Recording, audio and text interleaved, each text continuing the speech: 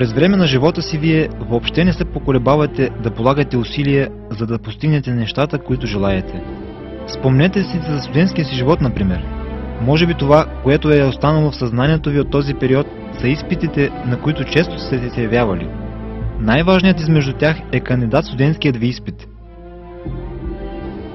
Повечето млади хора определят този изпит като повратната точка на живота им.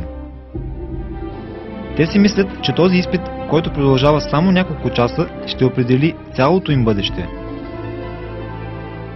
Поради тази причина се подготвят в продължение на години, прекарват безсънни нощи, стоят на страна от множество социални дейности и отдават цялото си внимание само на уроците си.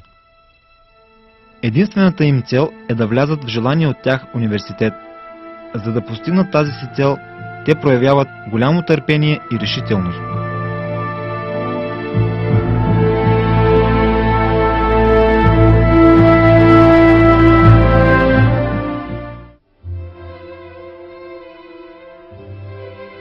От друга страна пък човек, чиято най-голяма цел в живота е да притежава хубава къща, първо трябва да се здобие с необходимите материални средства.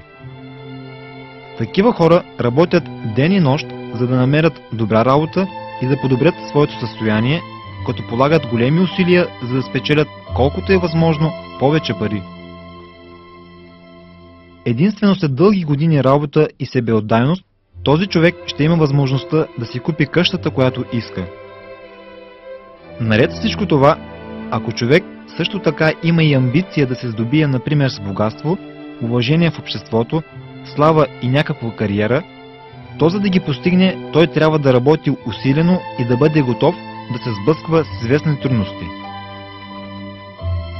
Но все пак, примерите, които виждате, са временни блага, които човек може да спечели само в рамките на краткия си земен живот. И всички тези блага изчезват със смъртта или могат да бъдат отнети внезапно, докато човек е още жив. Така, например, един младеж, който години наред безспирно се е подготвил, за да се представи успешно на изпитния ден, може да претърпи катастрофа и да умре, без дори да се е явил на този изпит.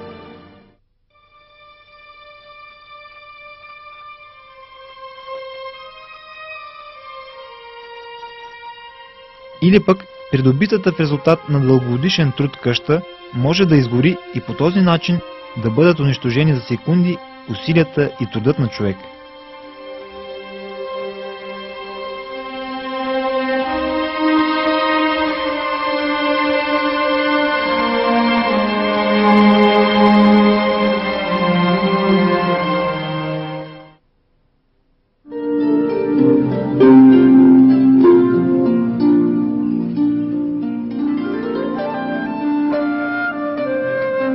Всички блага, които хората искат да придобият в земния живот, са временни.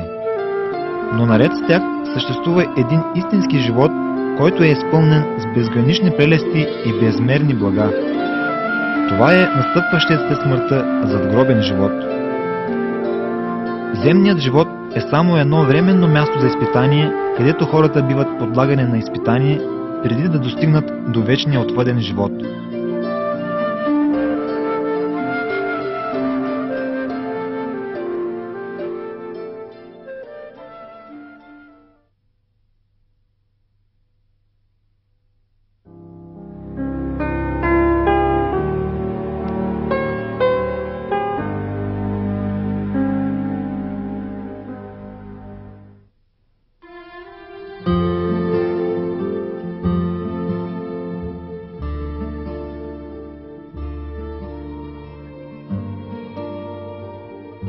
Бог е сътворил хората с някаква цел. И тази цел е съобщена в Корана така: сътворих аз джиновете и хората единствено за да ми служат.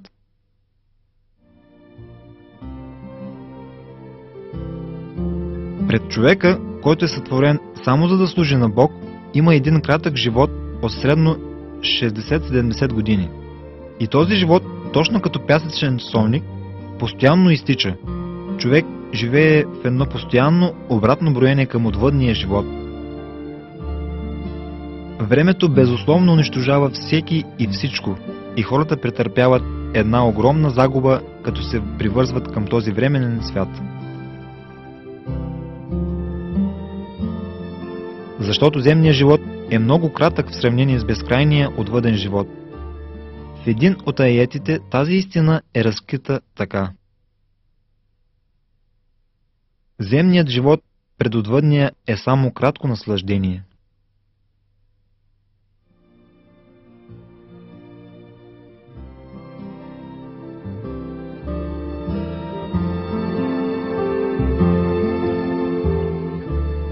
Съвсем очевидно е, че целта на сътворението на човека, който е притежаващо знание, съвест и благоразумие същество, не е да се задоволява от временните блага на краткия земен живот, който е изпълнен с недостатъци. Човекът бива постоянно изпитван и неговата цел е да спечели вечните прелести на отвъдния живот.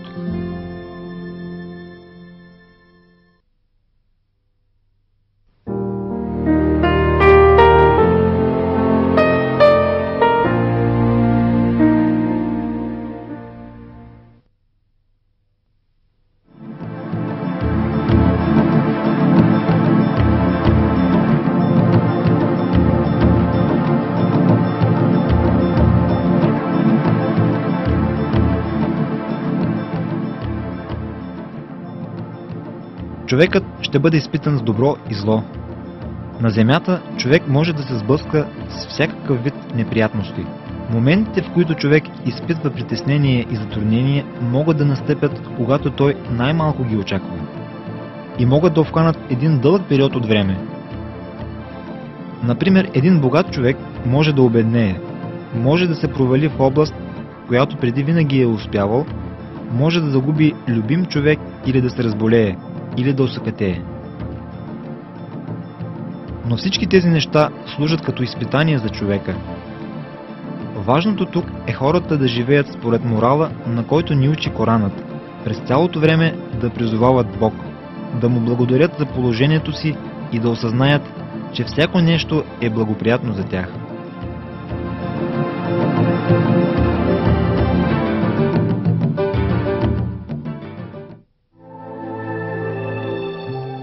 От друга страна пък, друг човек може да живее в изобилие и богатство и да се радва на множество блага. При тази ситуация, човек също трябва да прояви одобрение от Бог морал, да се обръща към Бог при всяко свое действие и да бъде изключително внимателен при спазването на Неговите заповеди и съвети. Тъй като богатството може да стане причина човек да се увлече по временните прелести на този свят и да забрави за отвъдния живот. Но един вярващ човек, независимо сред какви несметни богатства се намира, никога не се отнася с неблагодарност към Господа. Коранът разкрива изпитанията, с които човек ще се сблъска на този свят и поведението, което трябва да има, така. И непременно ще ви изпитаме с малко страх и глад и с отнемане от имотите, душите и плодовете. И благовества и търпеливите, които щом беда ги сполети, казват: ние на Аллах принадлежим и при Него се завръщаме. Върху тях има благослов и милост от техния Господ. Те са напътените.